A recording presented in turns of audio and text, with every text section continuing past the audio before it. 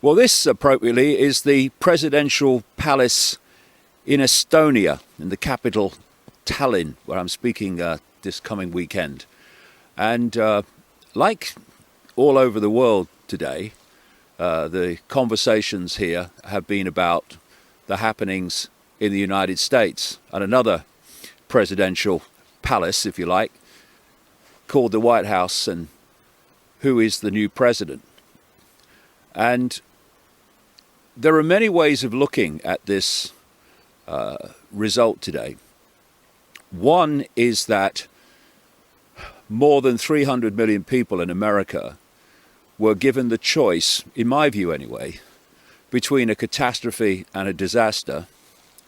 And that says something massive about the nature of the political system that claims that it represents the interests of the people and the choices of the people. It's not difficult to manipulate choice if you control what those choices are going to be. And in this case, it was Hillary Clinton or Donald Trump. If we call Clinton, I think appropriately, the catastrophe, then America has dodged a bullet in that sense today, and literally so, because one thing's for sure, that if Clinton had have won the presidency, then America and the Western world was almost certainly going to war with Russia. That might still happen, but it was a certainty if she'd have come to power. And this is what the demonization of Russia and the build-up of forces along the Russian border, NATO forces, has been all about. Instead, a majority of those that voted have chosen Donald Trump. And the question is why? And there are some positive expressions of that, even though I think that Trump will be a disaster, and I think that those that have put their faith in Trump are going to be deeply disappointed with what happens during his time in the White House. However, there are some positive things about this, which reflect something that's happening, and I'm seeing it on this world tour all over the world. And we saw it with Brexit in the United Kingdom. And that is a change, a very obvious change in increasing swathes of the collective human psyche, which is looking at the world anew and rejecting the political establishment. Now, I don't think for a second that Donald Trump is an outsider.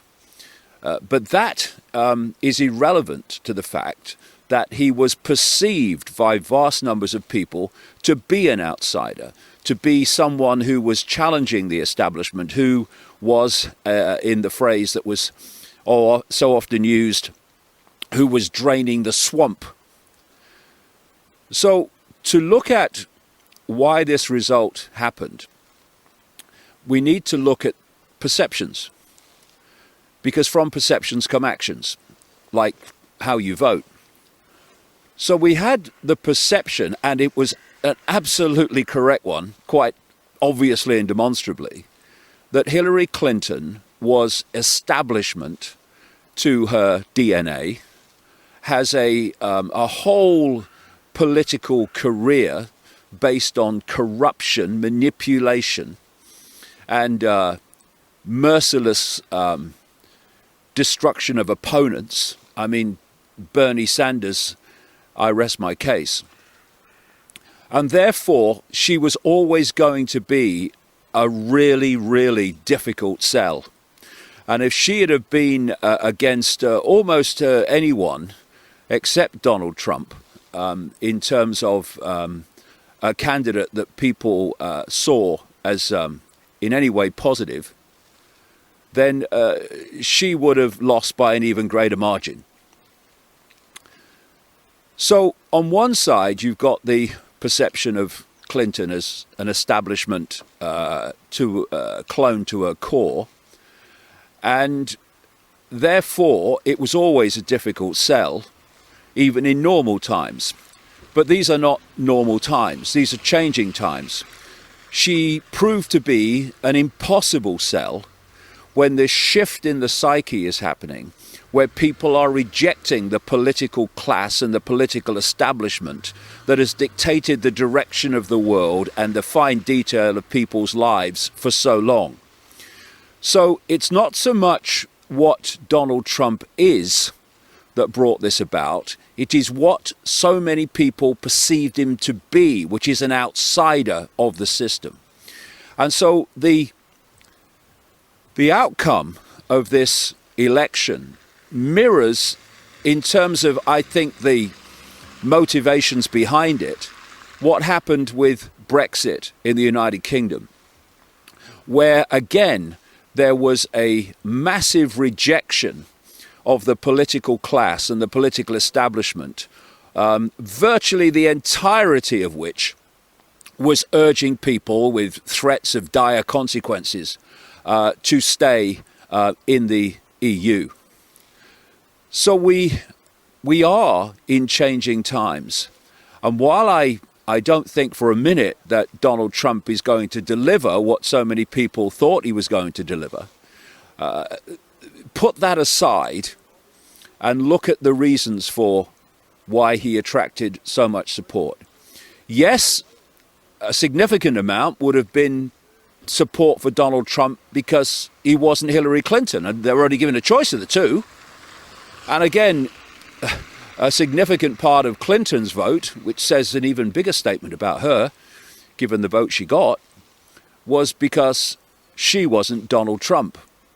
It was an extraordinary, almost culmination of this political stitch-up that the motivation of so many was to vote against the person they liked the least. However, it's also an expression of this gathering and ever-gathering rejection of the political establishment, which Trump was perceived to be a vehicle for expressing. Where does it go from here? Well, it depends where Donald Trump goes from here and how much he himself becomes in office just another clone of the political establishment. And I think people are going to be disappointed. And I hope that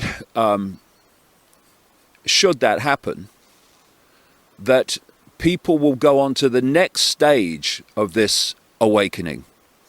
And that's to realize that the political system itself, no matter how you perceive the person you put in office to be, is the problem. The way society is structured, the way it is dictated to by the hidden hand, the hidden networks that ultimately control these people, whether they're Donald Trump or Hillary Clinton or wherever else. And that we have to go to the next stage of the awakening to the world and realize that it's not the political system that's going to change anything. It's the vast majority ceasing to cooperate with the actions of the few and the dictates of the few, whether they are one party or the other party, whether they are Clinton or Trump or Bush or Obama or whoever. Because the few, what's called the political class, political establishment, financial class, financial establishment, can only dictate to the vast majority because the vast majority cooperate with the diktats and the laws imposed by the few. When we stop cooperating with laws that are unjust, with laws that are simply designed to take our freedoms away, that are designed to control our lives and what we can do and what we can't do in terms of free choice and free thought, when we stop cooperating with them and say we're not doing it, No, we're not abiding by that. We're not abiding by that. We're not going to let you build a prison and we put the bricks together, thank you very much. We're not doing it. If someone comes out of the White House, Clinton or Trump or anybody else, or out of Downing Street, and said we've had a meeting and we've decided that this is what's going to happen, it only happens if people, the vast majority, say, well, we better do it, it's the law. Well, that means whoever, the tiny few, that dictate the laws, no matter what they may be, impose their will on the vast majority. This is the next stage of awakening to how the world works.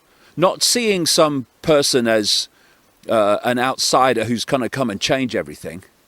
I think we're going to see in coming months that is not the case. In terms of what people think will happen. But to realize that the only way to stop the few imposing their will on the many is for the many to stop cooperating with the few, and the dictates and the laws, the rules and regulations of the few, where they are specifically designed to destroy free thought, free expression, and freedom of choice. So while, I think, like I say, people are going to be disappointed with what follows on, this is another significant expression that people have had enough. It's like a primal scream, a cry for help, a scream of frustration that was expressed through this vote for Trump. A scream of frustration at having no one listen to you. Having no one think about your interests when they're stitching up the world. And that's a good thing. But there are many stages, I would suggest, of this to go yet. And one of them is that we don't think that any person through the political system is going to change the world for the better, because we have to do that.